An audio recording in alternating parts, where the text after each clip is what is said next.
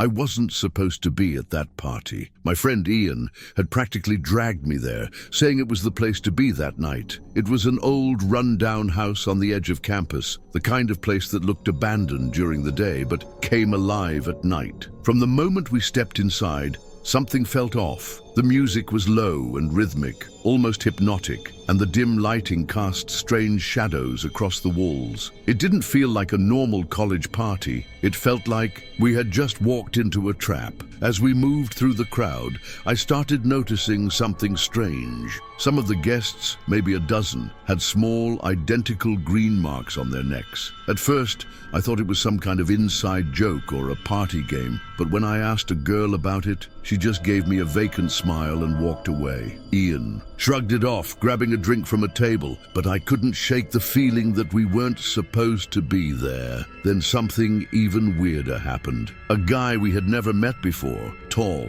pale, with this eerie, unblinking stare, walked up to Ian and touched his shoulder. Ian flinched, confused, and the guy just smiled. "You'll see soon," he murmured, before disappearing into the crowd. A few minutes later, Ian scratched his neck and swore under his breath, "Dude, what the hell? My skin's burning." When I looked closer, I felt my stomach drop. A faint green mark had appeared, right where the others had theirs. Panic started, air creeping in. "We need to leave," I muttered. But when we turned toward the door, something changed. The people with the green marks had shifted, forming a loose, unnatural barrier. They weren't saying anything, just standing there, smiling at us like they knew something we didn't. The music seemed louder now, a slow, pulsing rhythm that made my head feel heavy. I grabbed Ian's arm. Now we pushed our way through, the crowd trying to stay calm. My heart was pounding, every instinct screaming that we had to get out. But the closer we got to the door, the more the marked guests moved in, their smiles stretching too wide, their eyes locked onto us. The air felt wrong, thick with something I couldn't explain. And then, as if on cue, the front door slammed. "Shut on its own," Ian cursed under his breath, yanking at the door handle. It didn't budge. The music had shifted, no longer just eerie background noise, but something deeper, like a pulse vibrating through the floorboards. I turned around, and that's when I noticed something even more disturbing. The marked guests were closer. They hadn't walked, they hadn't moved, but somehow they were now just a few feet away, their smiles wider, eyes reflecting the dim. Light like animals in the dark. My breath came fast and shallow. "There's got to be another way out," I whispered, trying to keep my voice steady. Ian was still scratching at his neck, his skin turning slightly red around the green mark. "Dude, I don't feel right," he muttered. "Like, I can't think straight." He swayed slightly and I grabbed his arm, forcing him to focus. The last thing I needed was for him to pass out while we were surrounded. I spotted a hallway leading toward what looked like the kitchen. "Come on," I said, pulling Ian with me. We pushed past clusters of partygoers, but the marked ones, they didn't try to stop us. They just watched, smiling, waiting. My stomach churned with the realization that we weren't just trapped, we were being allowed to move. Like we were playing into something. The kitchen was empty, aside from a few red plastic cups and a single plate of untouched food. My eyes darted around for an exit. Back door, windows, anything? But before I could take another step, Ian groaned, clutching his head. "I hear it," he mumbled. "Hear what?" I asked, but he just shook his head. His pupils dilated. That's when I saw his fingers twitching, almost like he was fighting the urge to move. A noise behind me made my blood turn cold. A slow, deliberate knock, not at the door, but from inside one of the cabinets. My heart pounded in my throat. There shouldn't have been anyone in there. Ian and I exchanged a look, and for a split second, I could see the same thought flash across his face. What the hell have we walked into?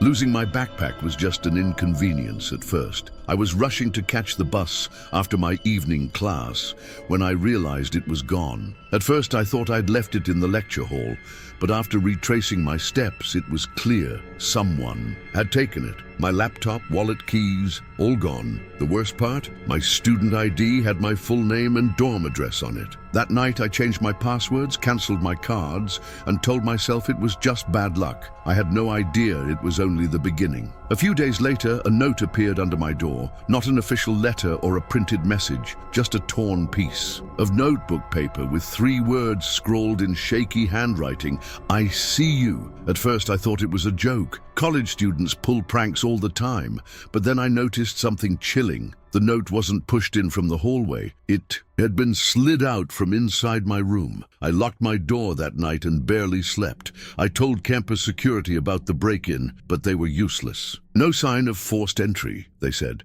"Are you sure you didn't just drop the note yourself?" The way they looked at me made my skin crawl, like they thought I was just some paranoid student losing my mind. But I knew what I saw. And worse, I had no idea how they got in. The next morning something else was off. My desk lamp had been moved. Not by much, but just enough that I noticed. My books, which were usually stacked neatly, had been slightly shifted. I tried to tell myself I was imagining things, that I was just rattled from the note. But then I saw my laptop screen. The last page I had visited before it was stolen was still open. But now the cursor blinked over new words in the search. "Bar, do you miss me?" Panic took over. I checked my closet, under my bed, everywhere, nothing. But the feeling that someone had been inside, that they were watching me, wouldn't go away. That night, I barricaded my door with my desk chair and sat awake in bed, waiting. And at exactly 3:12 a.m., I heard it. A slow,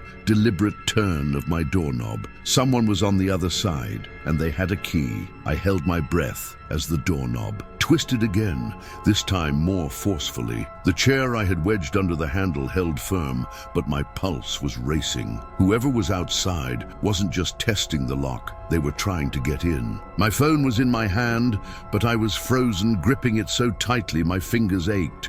I wanted to scream, to call for help, but fear had locked my throat shut. And then silence. Whoever it was had stopped. Minutes passed, maybe hours. I wasn't sure, but I couldn't shake the feeling that they hadn't left. I barely slept, and when the first light of morning crept through my window, I forced myself to move. My legs were stiff as I tiptoed toward the door, heart pounding. Slowly, I moved the chair aside and turned the handle. When I opened it, the hallway was empty, but something was waiting for me. Another note. "You can't hide forever," that was it. I skipped my classes and went straight to the police, but like campus security, they weren't much help. "Could be a prank," the officer said. "Or maybe someone you know messing with you." I wanted to scream. This wasn't some dumb joke. Someone had been inside my room twice, and worst of all, they had a key. I begged them to check the security footage, and after what felt like hours of waiting, an officer finally called me back. "There's nothing there,"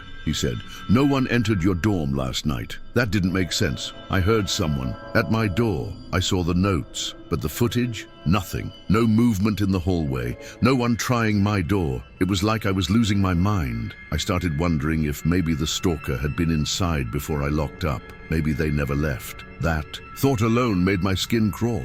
That night, I slept with my desk chair back against the door, clutching a kitchen knife under my pillow. But then something happened that I couldn't explain away. The next morning, my phone buzzed with a text from an unknown number. It was a photo, a picture of me sleeping. The timestamp, 3:12 a.m. The exact moment someone had tried my door. My blood turned to ice. The message that followed was simple. "I see you. I've always seen you." It started with a simple email. I had just finished submitting my final project for my digital media class, a short film I had spent weeks perfecting. The moment I hit send, I breathed a sigh of relief. But an hour later, my professor emailed me back. "Is this some kind of joke?" Confused, I clicked on the link to my submission. My stomach dropped. Instead of my film, the screen filled with a grainy video of a masked figure sitting in a dark room.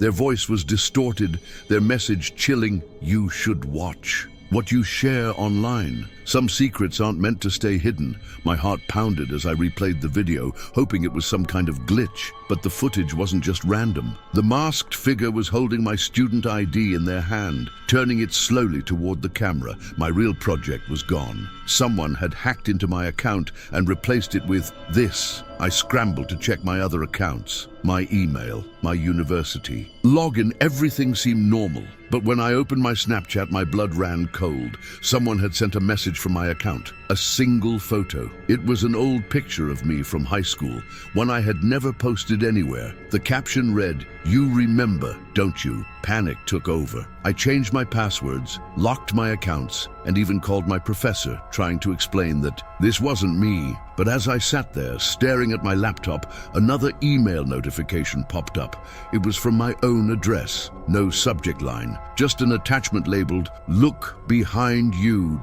MP4. I didn't want to open it. Every instinct screamed at me to delete it and forget this was happening. But my hands moved on their own, clicking the file. The video started. The camera was shaky, like someone was holding it in the dark. Then I saw my own dorm room. The video had been recorded from inside my closet. I couldn't breathe. The video kept playing, the shaky footage scanning my room in the dead of night. My bed, my desk, and then me. I was sleeping, completely unaware that someone had been inside, recording me from just a few feet away. The video ended abruptly, but my panic was just beginning. I jumped up, ran to my closet, and yanked the door open, empty, but the air inside felt wrong, like someone had just been there. Shaking, I called campus security. This time, they took me seriously. An officer came to check my dorm, but there were no signs of forced entry. Maybe someone had access to a spare key, I suggested, my voice unsteady. The officer just nodded, making notes on his clipboard. But I could tell,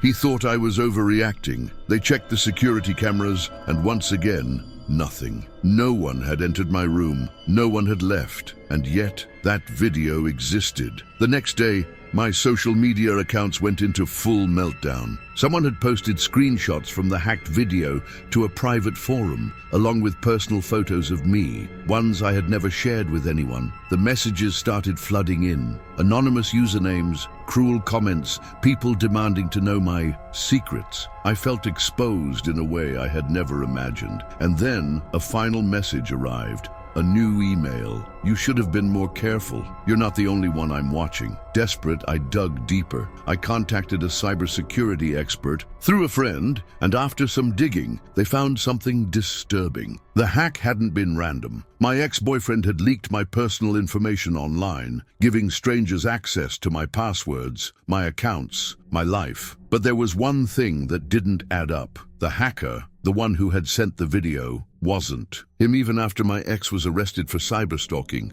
the real hacker was never found. And to this day, I still get messages from unknown accounts. Simple, chilling phrases like, "Did you miss me?" or "Check your closet." I don't know who they are. I don't know what they want. But every night before I go to sleep, I check every lock. And every morning I wake up wondering if they were here while I dreamed.